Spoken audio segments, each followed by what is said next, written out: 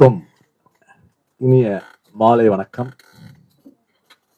சிறப்பான ஒரு படத்தை தயாரிக்க முன்வந்திருக்கும் தயாரிப்பாளர்கள் குமார் அவர்களுக்கும்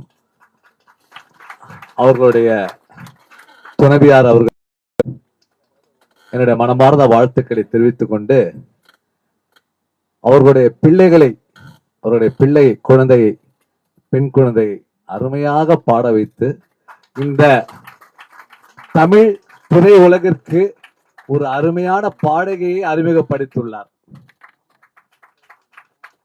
இதற்கு முக்கிய காரணம் இந்த நம்ம கேட்ட 4 பாடலுமே ஒரு தம்பி ரொம்ப பிரமாதமா இசையமைச்சிருந்தாரு.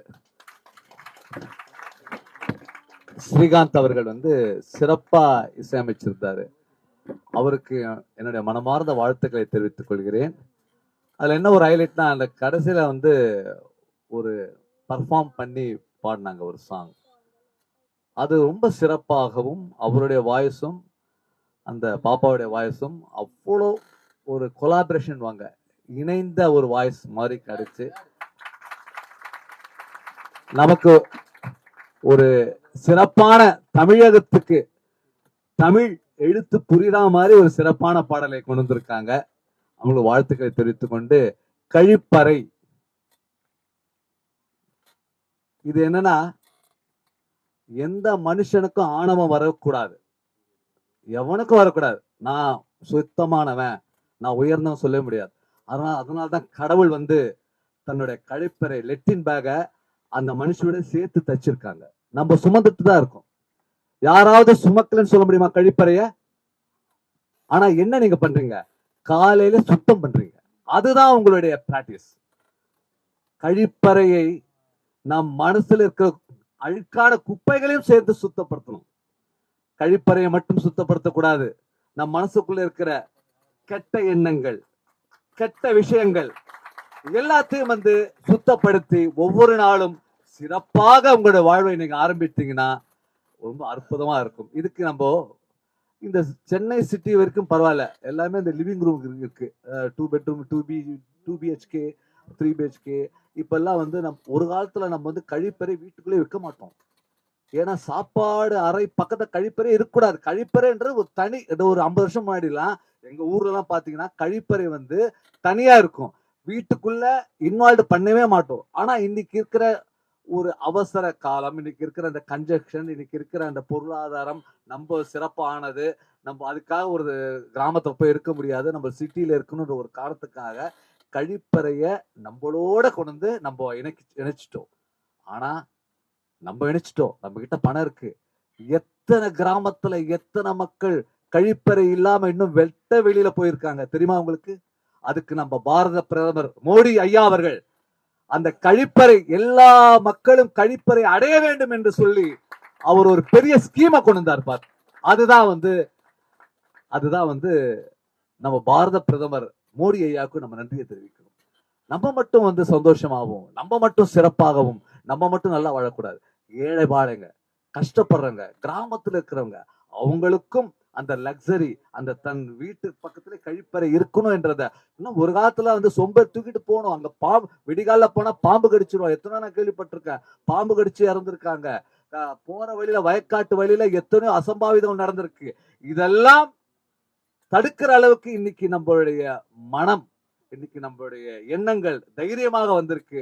இதுக்கு நம்ம எல்லாரும் நம்ம கிட்ட அந்த ஒரு செல்வாக்கு வந்தா கூட நமக்கு பின் இருக்கிறவங்களுக்கு, நம்ம ஏழை பாழைகளுக்கு கருணை உதவி செய்ய வேண்டும் என்ற எண்ணத்தோடு நாம் அனைவரும் சேர்ந்து உதவி செய்து இன்னைக்கு குறிப்பா கழிப்பறை இல்லாத வீடுகளே இல்லை என்பது நாம் கொண்டு வந்திருக்கோம்.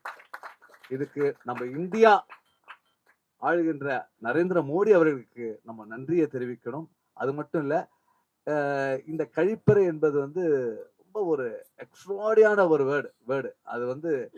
அது எப்படி சொல்றேன்னா, தமிழ்ல சுத்தமான ஒரு வார்த்தை. கழிப்பறை என்பது எல்லா அறை, ஒவ்வொரு அறைக்கும் ஒவ்வொரு பேர் இருக்கு. அது கழிப்பறை என்று ஒரு சுத்தமான வேர்டை, அந்த வேர்டை சூஸ் பண்ணி. ஏன்னா ஹிந்தியில டாய்லெட் நான் படம் பார்த்துருக்கேன், எக்ஸலண்ட் மூவி. அப்படி ஒரு மூவி நான் பார்த்து 3 வாட்டி 4 வாட்டி அதை திருப்பி பார்த்துருக்கேன். அப்படி ஒரு மூவி.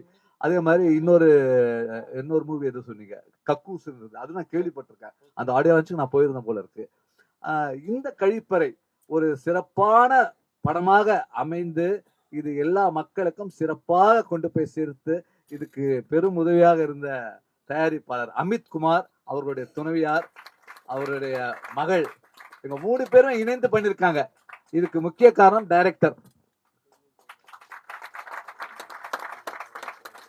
அவருக்கும் வாழ்த்துக்களை தெரிவித்துக் கொண்டு, அப்புறம் என்னுடைய நெருங்கிய நண்பர் அவருக்கும் வாழ்த்துக்களை தெரிவிக்கிறது. இது எல்லாத்தோட நான் 20 இல்ல ஒரு 10 வருஷத்துக்கு அப்புறம் என்னுடைய நண்பரை இன்னைக்கு சந்திக்கக்கூடிய வாய்ப்பு அமித் செய்து வைத்தார். என்னுடைய உயிர் நண்பர் உன்னியோட நான் வந்து ஒரு 10-15 பாடல் நான் என்னுடைய மியூசிக்ல வந்திருக்கு. அதுல ஒரு ஆல்பம் ஒன்று சாங் இருக்கு, ஐயப்பன் ஆல்பம் சாங், ஆனந்த ஐயன்னு அன்னதான பிரபுன்ற ஒரு ஐயப்பன் பாடல் இருக்கு. நான் 10 பாடல் பண்ணியிருக்கேன், இசையமைச்சிருக்கேன். அதுக்கு மிக சிறப்பா பாடி இன்னைய வரைக்கும் எனக்கு ஐயப்பன் கோயிலுக்கு நான் எப்ப போனாலும், சார் நீங்க அந்த பாட்டு பண்ணீங்களா சார், மன்மராசா எப்படி என்ன கேட்கறாங்களோ அந்த மாதிரி டிவோஷனல்ல இவர் பாடி கொடுத்த பாடல் இன்னும் என்னை கேட்கக்கூடிய அளவுக்கு வச்சிருக்கு. அப்படி ஒரு என்னுடைய நெருங்கிய நண்பர் இங்க சந்திக்கக்கூடிய ஒரு வாய்ப்பு கிடைத்தவைக்கு நன்றியை தெரிவித்துக் கொண்டு, இந்த விழாவுக்கு என்னை அழைத்தமைக்கு நன்றியை தெரிவித்துக் கொண்டு, குறிப்பா வந்து பத்திரிகையாளருக்கு நான் சொல்றேன், எப்பவுமே இந்த மாதிரி வளர்ந்து வரும் தயாரிப்பாளர்களை உங்க கையில தான் இருக்கு. இவங்க வந்து குழந்தைங்க, நீங்க பெரியவங்க, குழந்தைங்க உங்ககிட்ட ஒப்படைச்சிட்டோம். நீங்க வந்து எந்த அளவுக்கு வேணாலும் இதை வந்து ஹைலைட் பண்ணி கொடுங்க. நன்றி, வணக்கம்.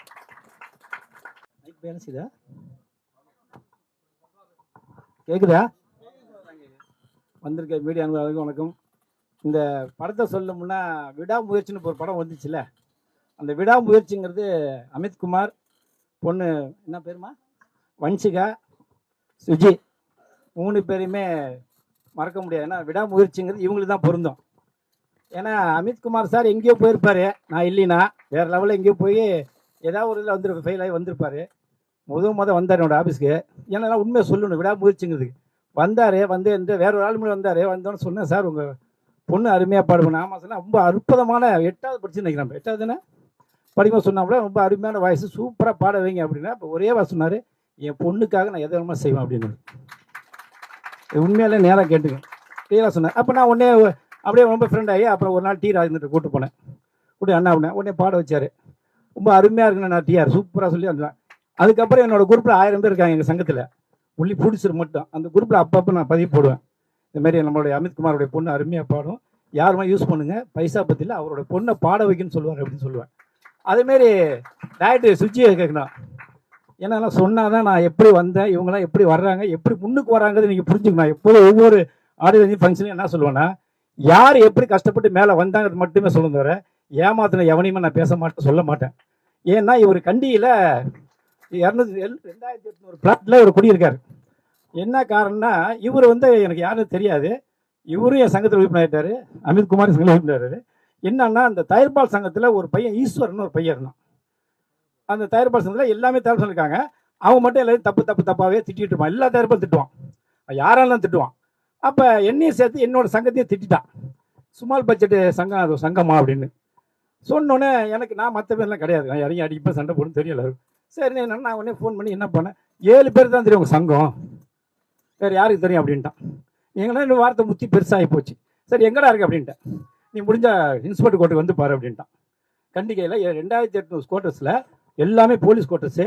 அங்கே இருக்கிற பாதி பேர் போலீஸ் ஃபுல்லாகவே வெளியூர் போயிட்டாங்க. எல்லாமே பாதி பேர் எல்லாமே அக்யூஸ்டாக இருக்காங்க அந்த பிளாட்டில், யாருமே இல்லை. அப்போ அட்ரஸ் கொடுத்து நாங்கள் 4 மணிக்கு வந்து கிளம்பி போகிறோம். என்னுடைய அச்சார பத்திரிகை சேகர் ஆசிரியர் இருந்து சேகர், அவரை கூட்டு இங்கேருந்து போகிறோம். போனால் நம்பர் தரல, எல்லாத்தையும் தேடி பார்த்தோம், எங்கேயுமே கிடைக்கல. சரி என்ன சொல்லிட்டு போய் விடிய காலம் 5 மணிக்கு நம்ம விடாமுயற்சி சுஜி வந்தாப்புல, தம்பி இந்த மாதிரி இந்த அட்ரஸ் எங்கே இருக்காப்புல அப்படின்னு.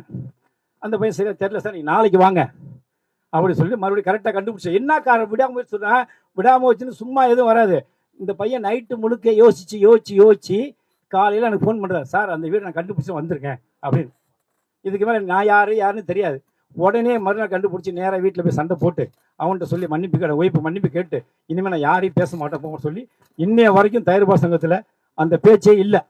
என் பேச்சை பேச நேரம் வழக்கு சொல்லுறதுக்கு அப்புறம் அவங்க ஒய்ஃபு மன்னிப்பு கேட்டாங்க, தயவு செய்து உங்களில் யாரையுமே பேசக்கூடாது, மன்னிப்பு கேட்டுங்க, மன்னிச்சுங்க. அந்த அம்மா வந்து இந்த மாதம் 2 மாதம் கற்பனை எப்படி என்ன சொல்ல முடியும்? கதை தட்டிட்டேன். அதுக்கப்புறம் தான் என்னுடைய பழக்க வழக்கத்தை இருந்து இன்னைய வரைக்கும் இருந்து இன்னைக்கு ஒரு டைரக்டர் ஆயிருக்காருன்னா இதுதான் விடாமுயற்சி. என் சங்கத்தில் உறுப்பினர் இருக்காரு. அதே மாதிரி அமித் குமாரும் என்னோட பேச்சு கேட்டுட்டு இருக்காரு. அவங்க பொண்ணு நான் பாட சொல்ல என்ன காரணம், வாழ்க்கையில் யார் ஜெயிக்கணும்னு நினைக்கிறோமோ ஜெயிச்சே தீருவோம். நம்ம என்ன நினைக்கிறோமோ நடக்கும். நம்ம எப்போ ஒரு தவறான ஒரு எண்ணத்துக்கு போகிறோமோ வர முடியாம நாங்கள் எல்லாமே நிற்கிறோம். இந்த நேரம் தான் பேசுகிறேன். நான் பொண்ணு பாடகர் ஆகிடுச்சு, அவர் பிடிச்சராயிட்டார், இவர் டேரக்டர், நான் சங்க தலைவராக. இதுக்கு மேலே என்ன வேணும்? ஏன்னா நேரு வழியில் யார் வந்தாலுமே ஜெயிக்கலாம். குறுக்கு வழியில் போய் யாரும் ஜெயிச்சது கிடையாது, சாதனை படிச்சது கிடையாது. அதனால் வந்திருக்க அனைவருமே இதை ஃபாலோ பண்ணுங்க. நீங்கள் என்ன நினைக்கணும் நடக்கும். கண்டிப்பாக இந்த கழிப்பறை படம் வெற்றி அடையும். காரணம் என்ன, நிறையா இவரே 2 படம் எங்கே பண்ணியிருக்காரு. அதையும் மீறி படம் பண்ணும்போது என்னை கேட்டார் அமித்குமார், ஜுஜி எப்படின்னு. ஏன் என்ன விஷயம்? இல்லை அவரோட கதை நல்லா இருக்கு, நல்லா இருந்தால் பண்ணுங்களேன் அப்படின்னு. இல்லை அவனே ஜுஜி கேட்ட, ஆமாண்ணா எனக்கு பட்ஜெட் எல்லாம் பரவாயில்ல, நீ பண்ணுங்க படத்தை நல்லபடி எடுங்கண்ணே. இந்த நீ கழிப்பறையில் வந்து இன்றைக்கி தீனா சார் வந்திருக்காரு, உன்னிஷ்ணு சார் வந்திருக்காரு. இதுதாங்க சினிமாவுக்கு மிகப்பெரிய வெற்றி. அது ஜெயிக்கிறோம் தொகை அப்புறம் நின்றுட்டார்ல, நின்று இன்னும் உங்களுக்கு இல்லை, இதுதான் உண்மை.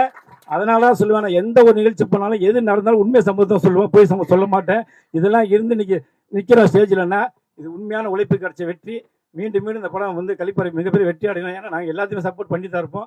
அதனால் மீண்டும் ஒரு முறை இந்த கழிப்பறையை நீங்கள் கொண்டு போய் நல்லபடி செய்யணும். ஏன்னா பார்த்தீங்கன்னா சார் சொன்னார், உலகத்தில் இல்லை ஒரு சொல்லுவாங்களே மிருகத்து கூட கழிவறை இல்லாமல் எங்கே அதுமாரி கழிவறை இல்லாத வீடு கிடையாது, கழிவறை இல்லாமல் வாழ முடியாதுங்கிறதையும் தீனா சார் தெளிவாக சொல்லிட்டாரு. அதனால் இந்த கழிப்பறை படம் மிகப்பெரிய வெற்றி அடையணும்.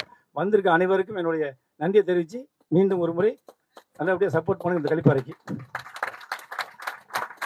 நன்றி. சந்தோஷமா இருக்கு சார் உங்களை சந்திச்சது. இன்னைக்கு ஒரு முக்கியமான தருணம். ஸ்பெஷலி நம்ம அமித்குமார் சாரோட ஃபேமிலி இன்னைக்கு ரொம்ப சந்தோஷமா இருக்கு. இங்க வர முடிஞ்சதெல்லாம் இந்த ஒரு நல்ல ஒரு விழாவில் கலந்து கொண்டு ரொம்ப சிறப்பாக நடைபெற்று கொண்டிருக்கிறது. இந்த படத்தில் ஒர்க் பண்ண அனைத்து கலைஞர்களுக்கும் என் வாழ்த்துக்கள். திரு அமித்குமாருக்கு என்னுடைய நன்றி. திரு கிஜு அவர்கள், திரு ஸ்ரீகாந்தன் அவர்களுக்கும் என்னுடைய மனமார்ந்த நன்றியை தெரிவிச்சுக்கிறேன். பொதுவாகவே யாராவது பாட கூப்பிட்டா நான் ரொம்ப கேள்வி கேட்கறது இல்லை.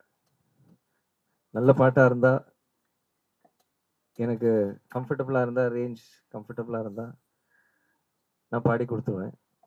ஸோ அதே மாதிரி தான் கிஜு வந்து எனக்கு ஃபோன் பண்ணி இந்த மாதிரி ஒரு பாடல் இருக்குது, நீங்கள் பாடி கொடுக்கணும்னு சொன்னாங்க. அப்போ வந்து டியூட் சாங்னார். அப்போ யார் பாடுறாங்கன்னு கேட்டேன். ஸோ இந்த மாதிரி ப்ரொடியூசர் அமித்குமார் தான் இந்த படத்தோட ப்ரொடியூசர். அவரோட மக தான் பாட போகிறான். ஸோ எனக்கு ஒரே ஒரு கேள்வி தான், எப்படி அந்த குழந்தை எப்படி பாட போகிறான்னு தான் எனக்கு தெரியணும். ஏன்னா நான் இது வரைக்கும் கேட்டதில்லை. அதனால நீங்கள் ஏதாவது பாடினது கொஞ்சம் அமுச்சு விடுங்க, நான் கொஞ்சம் கேட்குறேன் சொன்னேன். நல்லா இருந்தது, குரல் ரொம்ப அழகாக இருந்தது. அப்புறம் அவங்க வீட்டுக்கு வந்தாங்க, நிறைய பேசிகிட்டு இருந்தோம். அப்போ நான் கவனித்தேன், அந்த குழந்தைக்கு நல்ல ஆர்வம், நல்லா முன்னுக்கு வரணும், இசையில் நல்லா சாதிக்கணுங்கிற அந்த ஒரு தன்னம்பிக்கை நான் பார்த்தேன். ஸோ நீங்கள் எல்லாரும் அந்த குழந்தைய சப்போர்ட் பண்ணணும். நானும் இந்த படத்தில் பாடினது அவங்களுக்காக தான். ஏன்னா நிறைய படங்கள் பாடுறோம், நிறைய பாடல்கள் பாடுறோம். ஆனால் என்ன ஒரு சந்தோஷம்னா, நம்மளால யாருக்காவது ஒரு நல்ல பெயர் வரும்போது, அவங்களோட கரியர் வந்து நம்ம ஒரு சின்ன ஒரு முயற்சினால ஹெல்ப் பண்ண முடிஞ்சா அது ஒரு சந்தோஷம், நம்மளுக்கு ஒரு சந்தோஷம். அதான் இன்னைக்கு ரொம்ப ரொம்ப ஒரு சந்தோஷமா இருக்கு. ஸ்ரீகாந்த் அவர்கள் ரொம்ப அழகா இசையமைச்சிருக்காரு. எஸ்பெஷலி அந்த டாய்லெட் ஆந்தம் சூப்பரா இருக்கு, ரொம்ப ரொம்ப நல்லா, வெரி எஃபெக்டிவ் அண்ட் ரொம்ப பிடிச்சிருக்கு. அண்ட் கிஜு அவருக்கு என்னுடைய வாழ்த்துக்கள். கண்டிப்பா இந்த படம் ரொம்ப வெற்றிகரமா இருக்கும்னு நான் நம்புறேன். ஆனா அவ்வளவு உழைச்சிருக்காங்க. ஒரு படம் எடுத்தா அது ஒரு சாமானியமா ஒரு விஷயம் இல்ல. அது it's a team work and எவ்வளோ ஒரு கஷ்டங்கள், ஒரு சேலஞ்சஸ் தாண்டி வந்து ஒரு படம் முடிக்கிறாங்க. ஸோ கண்டிப்பா இந்த ஒரு படம் வெற்றிகரமாக இருக்கும்னு நான் நம்புறேன். வம்சிகா, உங்களுக்கு என்னுடைய வாழ்த்துக்கள். நல்ல இசை பயின்று நல்ல ஒரு சிறந்த பாடகரா, ஒரு நல்ல ஒரு மியூசிஷியனா வரணுன்ற என்னுடைய வாழ்த்துக்கள். அண்ட் இங்க கூடியிருக்கும் பத்திரிகையாளர்களுக்கு என்னுடைய நன்றி. இங்க வந்திருக்கும் ஸ்பெஷல் கெஸ்ட், அப்புறம் தினா சார் அண்ட் எல்லாருக்கும் உங்களை முதல் வாட்டி சந்திக்கிறேன். ரொம்ப சந்தோஷம் சார். தேங்க்யூ. அண்ட் இந்த என்டையர் டீமுக்கு என்னுடைய வாழ்த்துக்கள் and thank you. Thank you so